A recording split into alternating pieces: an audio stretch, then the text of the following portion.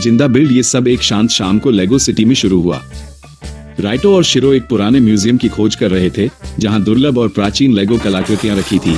भूले बिसरे सांचे, दंत कथाओं वाले सेट और रहस्यमयी औजार जो कभी ओरिजिनल मास्टर बिल्डर्स इस्तेमाल करते थे। एक टूटी हुई डिस्प्ले केस को देखते हुए शिरो ने धूल के ढेर में आधा दबा हुआ कुछ देखा।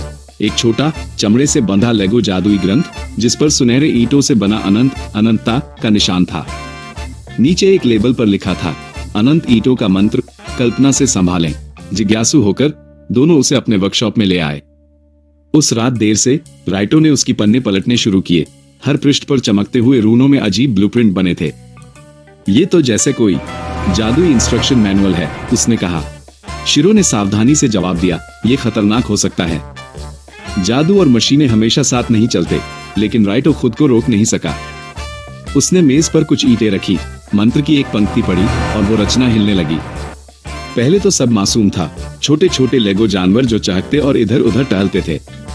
राइटो खुश हुआ और भी बनाता गया। एक छोटा ड्रैगन, चलता हुआ घर, यहाँ तक कि एक मिनी रोबोट। लेकिन जल्द ही मंत्र की शक्ति फैलने लगी और वे रचनाएं अनियंत्रित हो गईं। वे खुद ब खुद बनने लगी, कमरे में रखे हर हिस्से को खींचकर अपने आकार बढ़ाने लगी। वर्कशॉप एक जिंदा लेगो जंगल में बदल गया। जीव दीवारों पर चढ़ रहे थे, गाड़ियां खुद दौड़ रही थी और ढांचे अपने आप बढ़ रहे थे। हमें इसे रोकना होगा, शिरो चिल्लाया, जब एक विशाल लेगो बिल्ली उड़ते हुए ईंट के चमगादड़ के पीछे भागी। लेकिन जब उन्होंने स्पेल बुक बंद करने की कोशिश की तो वो मना कर गई और तेज चमकने लगी, जैसे कि वो खुद जिंदा हो। वो रचनाएं सिर्फ जिंदा नहीं थी, वे आजाद थी। सुबह होते ही लेगो सिटी जाग उठी। गलियां जिंदा क्रिएशनों से भर गईं, ट्रेनें बिना ड्राइवर के दौड़ने लगी और इमारतें खुद को दोबारा बनाने लगी। जो कभी जादू जैसा लगा था, अब डर बन गया, क्योंकि ये रचनाएं बड़ी और स्मार्ट होती जा रही थी। राइटो और शिरो जादुई ऊर्जा के निशानों का पीछा करते हुए सिटी स्क्वायर पहुंचे, जहां उन्होंने देखा एक विशाल आकृति, ब्रिक टाइटन। हजारों चमकती लेगो ईंटों से बना वो दैत्य, जिसके सीने में जादुई स्पेल बुक तैर रही थी। निर्माता पहचाना गया, वो गूंजा, बनाना है अनंत तक। वो शहर की इमारतों और सड़कों से ईंटें खींचकर खुद को और बड़ा करने लगा। राइटो ने अपनी आग की शक्ति से उसे रोकने की कोशिश की, लेकिन गर्मी से उसने और ईंटें बना ली।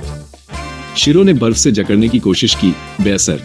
ये बुरा नहीं है, शिरो चिल्लाया, ये बस मंत्र का पालन कर रहा है, अनंत निर्माण। दोनों भाई लेगो जेट्स पर उड़कर लड़े, ऊर्जा के घेरे बनाकर उसे बांधने की कोशिश की। लेकिन टाइटन गरजा, मैं हूं असीम कल्पना। जब बल प्रयोग से कुछ नहीं हुआ, शिरो ने कहा, हम जिसे समझते नहीं उसे नष्ट नहीं कर सकते, हमें इस मंत्र को पूरा करना होगा।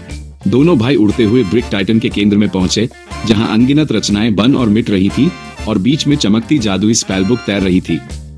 राइटो ने उसे पकड़ने की कोशिश की, लेकिन उसका हाथ रोशनी में समा गया। शिरो ने देखा, आखिरी पन्ना खाली था। अंत सीमाएं हैं, टाइटन की आवाज गूंजी, सीमाएं सृजन को नष्ट करती हैं। राइटो ने दृढ़ता से कहा, शायद सीमाएं ही चीजों को टूटने से बचाती हैं। दोनों ने अपनी शक्तियां मिलाई, राइटो की आग और शिरो की शांति, और आखिरी पंक्ति लिखी, सृजन सबसे मजबूत तब होता है जब उसे उद्देश्य मार्गदर्शन देता है। स्पेल बुक सुनहरी रोशनी से फट पड़ी, टाइटन रुक गया और उसकी ईंटें धीरे धीरे हवा में बिखरकर जमीन पर उतर गईं। अराजकता खत्म हो गई, लेगो सिटी फिर से शांत थी। उस रात दोनों ने स्पेल बुक को वापस म्यूजियम में रख दिया। जैसे ही वे बाहर निकले, केस के भीतर हल्की सी चमक उठी, याद दिलाती हुई कि कल्पना कभी सचमुच नहीं सोती।